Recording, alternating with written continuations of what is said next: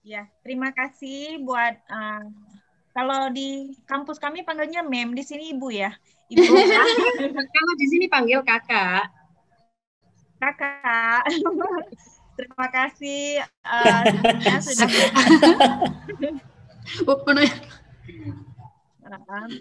thanks for the invitation as a speaker. Jadi tadi Memulil fokus ke teori. Jadi saya bagian yang agak ringan ya di praktiknya.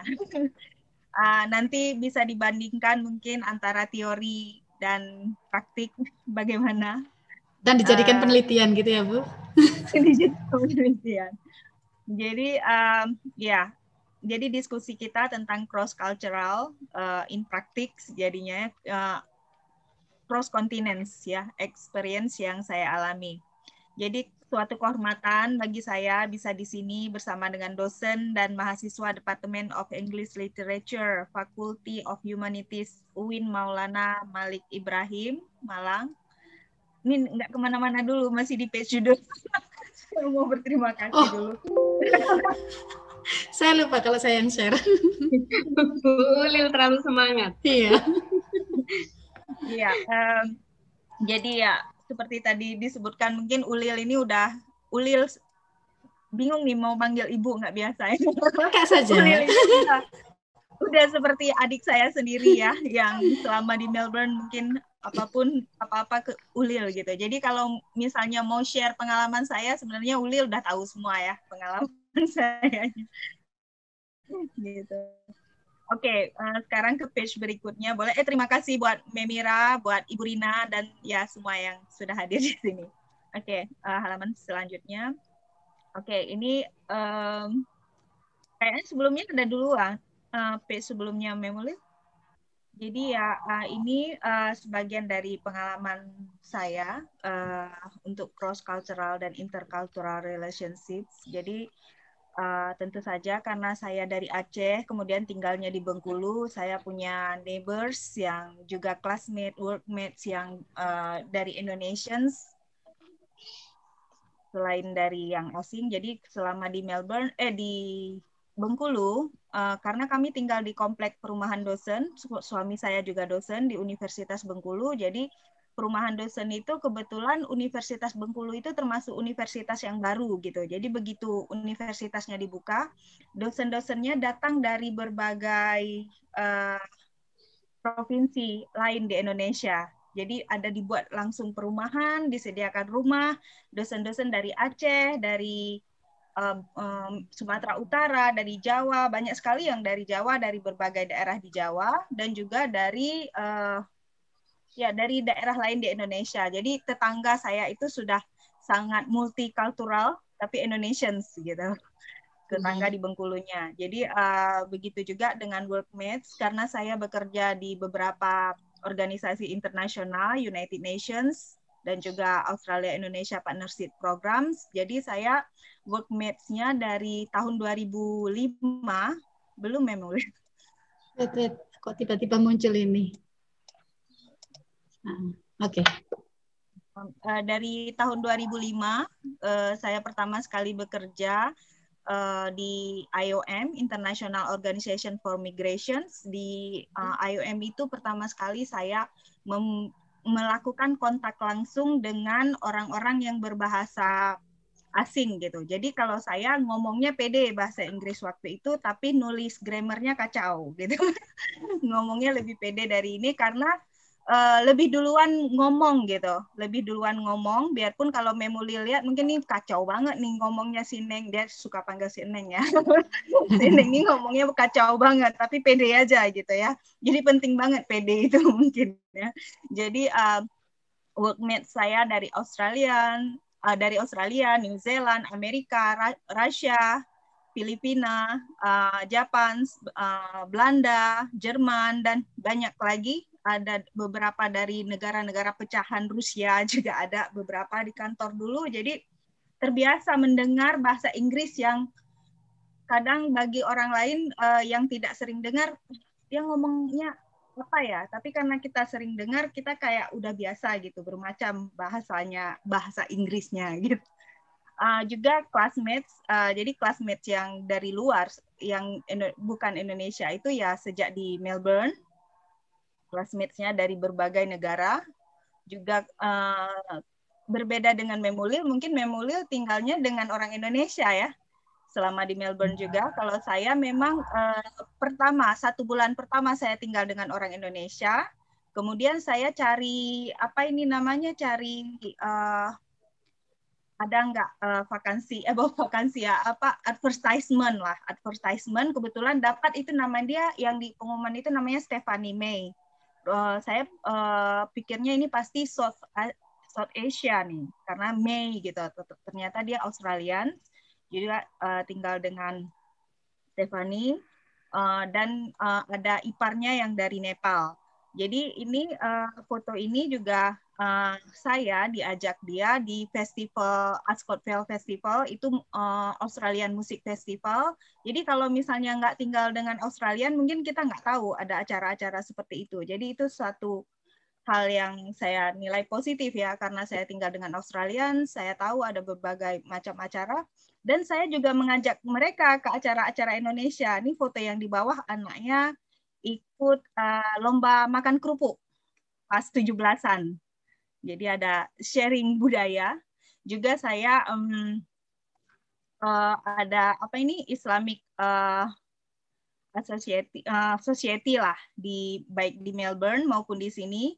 Cuma karena di Melbourne itu banyak banget orang Indonesia, jadi saya tidak begitu terpikir untuk lama-lama di masjid bergabung dengan Islamic Societies dari negara lain. Kalau Islamic Societiesnya mungkin dengan orang Indonesia, tapi kalau misalnya di sini di Cincinnati ini cuma satu saya dan satunya lagi Fulbrighters yang lain orang Indonesia. Jadi sangat minim orang Indonesia di sini. Jadi kami bergabung dengan Islamic Societies di sini akrab gitu. Jadi saya juga volunteer. Jadi itu juga bagaimana mencari apa ya namanya, berinteraksi, mempunyai saudara, mempunyai keluarga. Saya suka melakukan kegiatan volunteer. Kalau di Melbourne dulu saya volunteer di Multicultural Hub. Di situ NGO yang fokus untuk minority etnik di Melbourne. Kalau yang saat ini Islamic Greater of Cincinnati, jadi benar-benar kita melakukan seperti ya kegiatan-kegiatan Muslim di Amerika. Ya, mungkin next page.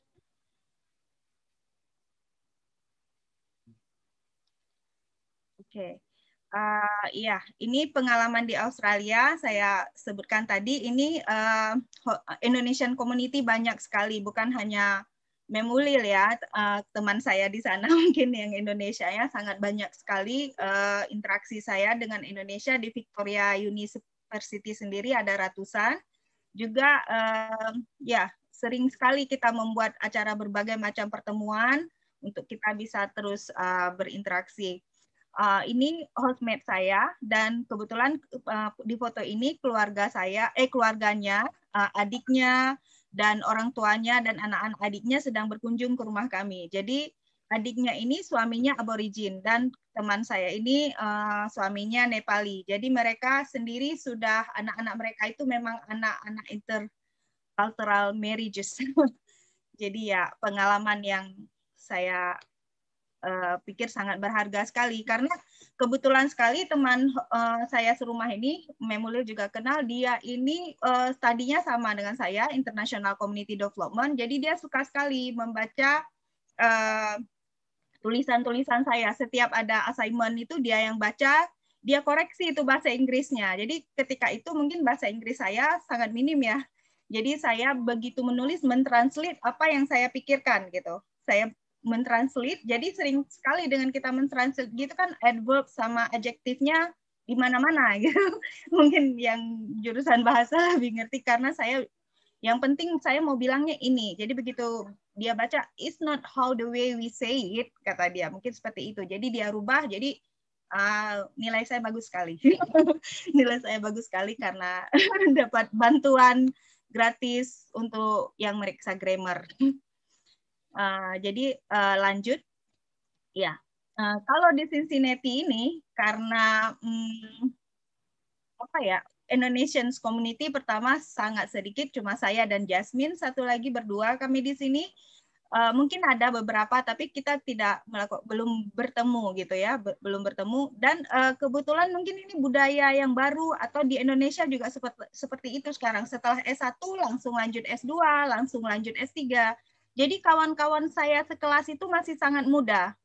Beda dengan di Melbourne dulu, maksudnya udah punya anak rata-rata gitu ya, udah punya anak. Saya juga punya anak waktu sedang S2. Tapi ini kawan-kawan saya tuh udah 20, bahkan saya ada satu dia dari Jordan, Russia, dia 23 tahun udah PhD. 23, 25, 27. Jadi ya masih sangat muda, pada belum menikah, ataupun yang sudah menikah pada belum punya anak, belum pingin punya anak gitu ya. Jadi sangat muda. Jadi gaya ulang tahunnya ya kita muda lagi gitu. Kita muda lagi, ulang tahun pakai aksesoris ya. Dan ya di sini kan kita nggak pakai panggilan mem, nggak pakai panggilan ibu gitu ya. Jadi saya nggak merasa umurnya udah 40 plus. Jadi dengan berteman dengan 20-an, jadi ya begitu budaya di sini. Mungkin kalau kita di sana pasti kan langsung ya, begitu sedikit lebih tua aja sesama Indonesia kita langsung kakak gitu kan, Kak Yeni, kalau di Aceh kakak, misalnya di sini juga saya yang Indonesia panggil saya kakak jadi ya. Tapi kalau yang lainnya langsung sama aja gitu, biarpun anak saya sudah sangat besar ya. Jadi mungkin selanjutnya langsung aja. Ya, kalau makanan, adaptasinya makanan. Jadi kalau di Melbourne karena banyak orang Indonesia, makanannya biasa aja. Kalau lihat sate, nasi, soto, apapun itu sangat biasa di sana. Tetapi karena di Amerika ini mungkin perut saya juga sudah beradaptasi, lidah dan perut juga sudah beradaptasi, dan juga teman-teman saya itu banyak yang tidak suka makan nasi gitu, karena juga nggak ada orang Indonesia. Jadi di event yang saya sampaikan ini, event yang kedua ini ada nasi, tetapi kawan-kawan nasinya tuh kayak nggak sesuai, sementara mereka makan roti, jadinya begitu yang dilakukan di situ. Jadi ya makan roti juga. Mungkin selanjutnya temperatur dan cuaca, ya kita yang di Indonesia biasa panas ya. Kalau di Melbourne cuacanya dalam sehari-hari itu berubah terus. Jadi paling sering banget hujan di sana. Jadi kita harus selalu sedia mantel, sedia jaket tebal. Karena pernah saya keluar rumah itu suhu 16-an derajat. Jadi pas pulangnya itu saya ke Multicultural Hub, itu tempat NGO yang saya volunteer itu, pas pulangnya itu sudah 7 derajat. Jadi langsung dingin banget, dan saya tidak siapkan jaket waktu itu, jadi terpaksa karena di daerah kota itu ada toko Kathmandu Store, jadi saya beli jaket yang mahal banget, tebal banget, tapi ya waktu itu kecewa banget kenapa nggak bawa mantel gitu ya. Tapi akhirnya jaket tersebut saya pakainya di Cincinnati, karena di Cincinnati ini kalau di Melbourne itu suhunya range-nya dari 3, kalau itu pun kalau malam ya, 3 kalau pagi itu 7 sampai ya pernah 40 kalau panas, tapi kalau musim winter itu kan 7 lah, 16 gitu. Tapi kalau di Cincinnati ini sampai minus 22. Jadi dingin banget gitu suhunya. Jadi ya gitu. Jadi ini adaptation di Melbourne. Maaf ya, nggak ke bahasa aja nih, jadi lebih ke social life jadinya. Jadi adaptation di Melbourne itu saya bawa big bag kemana-mana. Mungkin Memulil masih ingat nih bag saya. Jadi saya minta adik saya, Dik tolong foto lah, soalnya tasnya nggak saya bawa, saya mau presentasi di sini, mau kasih nampak tas saya itu kesayangan saya, katanya saya bilang tolong isikan sesuatu biar kelihatan ukurannya. Jadi dia foto di samping anaknya, dibilang saya masukin si Atta aja, gitu besarnya. Jadi saya selalu bawa tas ini kemana-mana, di dalamnya saya masukkan winter jacket saya dan anak, juga rain jacket. Jadi kadang-kadang kami tuh suka sleep over ya, kadang Indonesian community meetings and gatherings, bermacam-macam kegiatan, saya suka sleep over, terutama di rumah Mem Ulil, kalau udah itu nggak pulang lagi, nginap gitu. Jadi ya next page. Oke. Nah, ya, mungkin sudah banyak yang tahu kota Melbourne, tapi kota Cincinnati mungkin belum tahu. Jadi ini ada saya sedikit share video kota Cincinnati, mungkin bisa langsung dibesarin aja Located in nih. southwestern Ohio lies a city located on the north bank of the Ohio River at the Ohio-Kentucky border. Audionya bisa? Settled in Bisa. 1788, the city was Okay, first named good. Losantiville and later changed by Arthur St. Clair, the governor of the Northwest Territory, who changed the name of the settlement to honor the Society of Revolutionary War Veterans, of which he was a member, which in turn was named after Lucius Quintus Cincinnatus, a Roman dictator and hero. Incorporated as an official city in 1819, the city exploded as a center of arts and commerce. The introduction of steamboats on the Ohio River opened up the city's trade to more rapid shipping with commercial ties with St. Louis, Missouri, and New Orleans downriver. Exporting pork products and hay, it became a center of pork processing in the region and was commonly referred to as Porkopolis. The city quickly became a creative and economic hub over the next 40 years and attracted thousands of new settlers. By 1820, locals had been calling it the Queen City in reference to the culture, arts, and civilization the city offered in the midst of the emerging West. Today, with a population of 300,000 people, the city continues to thrive and is now ranked as one of the 50 largest in the United States. The city is colorful, vibrant, welcoming, and filled with lots of historic architecture, restaurants, and attractions. It's had many nicknames over the years and even today is referred to as the chili capital of the world. This is Cincinnati. Mungkin dicukupkan, iya. Dicukupkan, Ulil, di exit aja. Oke. Sudah. Oke. Jadi ini mungkin lihat kotanya tidak berbeda jauh ya dengan Melbourne, Semarak, tetapi kebetulan saya datangnya kan saatnya winter. Juga COVID sedang sangat buruk di Amerika. Next page mungkin.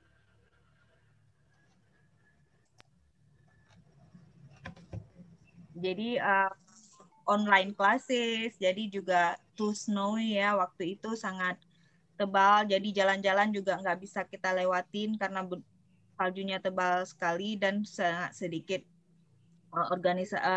sangat sedikit Indonesian di sana, juga tidak ada Indonesian restoran dan store, tetapi saya punya hostmate saya itu Amerika, juga ada organisasi-organisasi yang membantu siswa internasional, juga ada shuttle bus dan food pantries.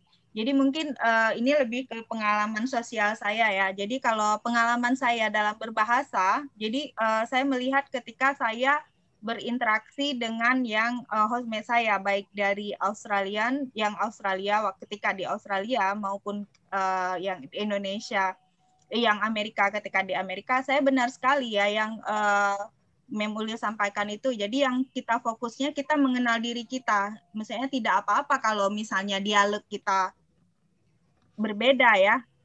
Dialek kita tentu akan berbeda dengan mereka. Jadi mereka pasti akan tetap ngerti yang kita omongkan itu, yang kita omongkan. Jadi kita tetap fokus, kalau untuk ngomong itu tetap fokus dengan bahasa yang kita sampaikan, apa ya maksudnya, dengan budaya kita yang bagaimana kita menyampaikannya. Tetapi ya kita pasti harus tetap mempelajari grammar mereka benar, karena grammar mereka itu seperti saya mentranslate yang dulu waktu saya awal kuliah di Melbourne ketika Stephanie membantu saya dengan assignment ya. Jadi adverb-nya di mana, ketika kata kerjanya perlu transitif, intransitif, itu kan penting sekali.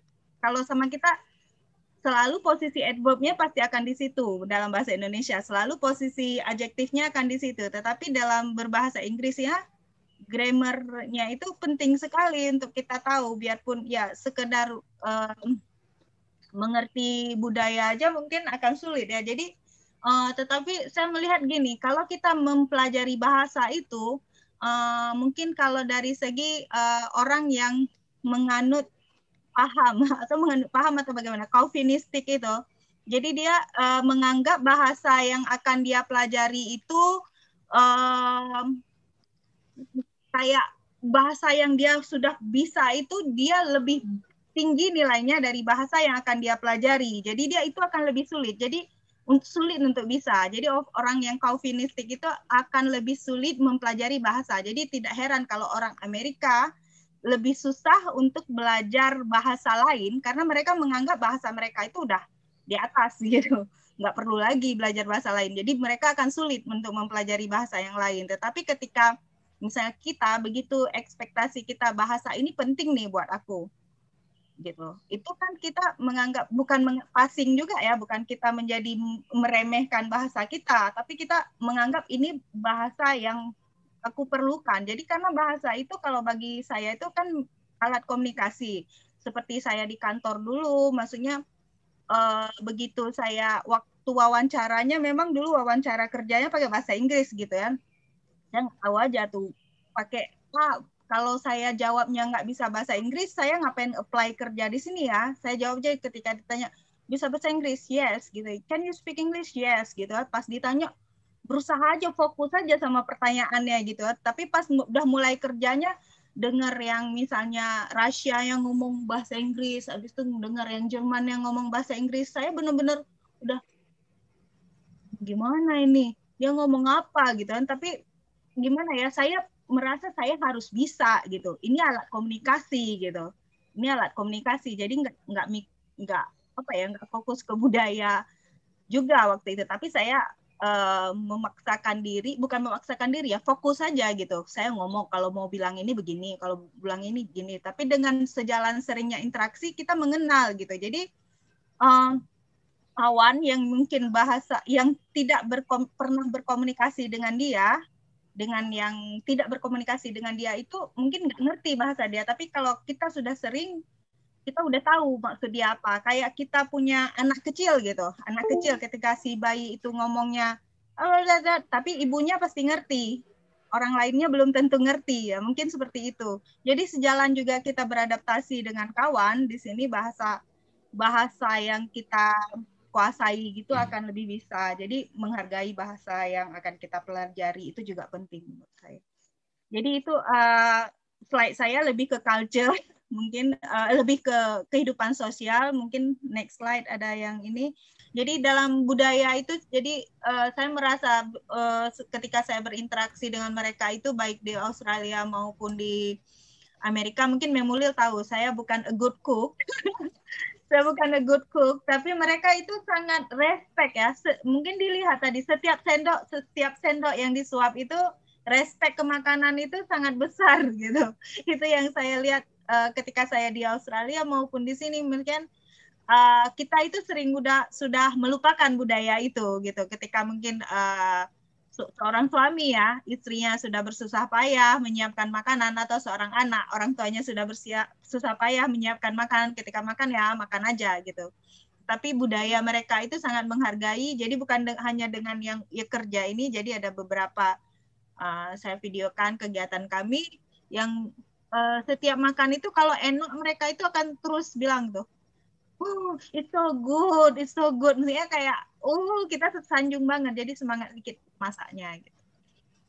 Jadi ini juga yang what can be learned, tapi bukan language juga. Jadi ketika saya berangkat dari Jepang, itu begitu sampai di Jepang itu sholat subuh, begitu sholat subuh naik pesawat, ini screenshot dari yang di pesawat saya itu, yang di depan screen. Jadi begitu baru saja beberapa menit naik dalam pesawat itu kayaknya belum 1 jam udah malam gitu, habis subuh langsung malam.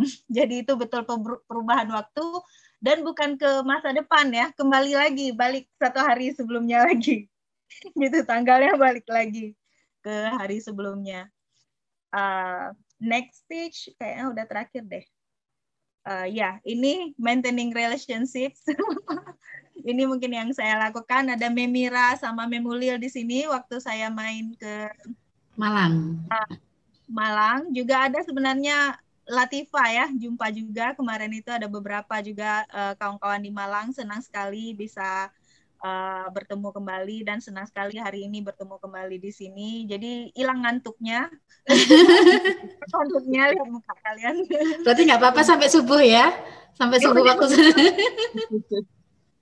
Ya, jadi ini juga housemate saya yang Vietnamese. Setelah dengan Australian, saya tinggal dengan yang Vietnamese juga. Saya jaga kontak, tetap komunikasi dengan Facebook, sekadang video call. Kita juga diskusi karena bidang ilmu kita sama, jadi diskusi tentang bidang ilmu. Kalau sama Stephanie juga yang Australia itu sering diskusi masalah anak-anak, masalah anak-anak. Jadi mungkin itu ya dari saya. Jadi untuk bahasa mungkin agak kurang di bahasanya, tapi mungkin pengalaman pribadi bagaimana saya mungkin sekarang ya bahasa Inggris saya mungkin tadi kedengaran ya masih kacau-kacau juga gitu ya, tapi tulisannya mungkin sudah lebih naik kelas sedikit. Naik kelas.